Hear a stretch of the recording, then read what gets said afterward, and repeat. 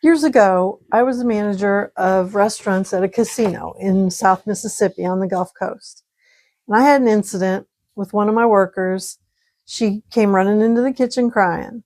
And turns out we had a customer who was very racist, and the worker was an African American girl and the customer was white. And she wanted dessert. And in the way the buffet was set up, it was like a horseshoe, and in the middle of the horseshoe was the desserts.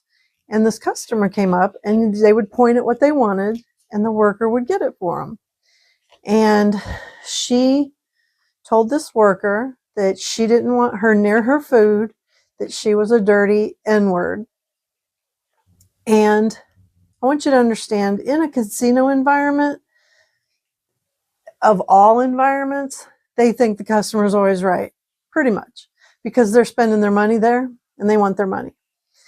And in this situation, it didn't matter to me if she was a high roller. You don't treat a person like that. So I went out and I had to handle that customer, and I called security and they escorted her off property.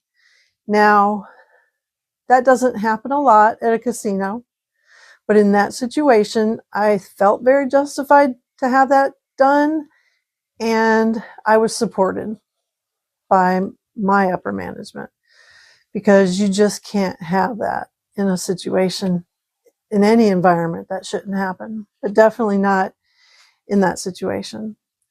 And that, to me, is a perfect example. I mean, the perfect example of how a customer is not always right. That was just not called for.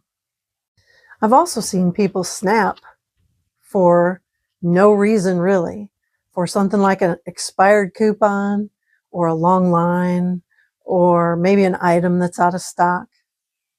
And when that happens, I always think, is that the real problem, or is there something deeper going on here?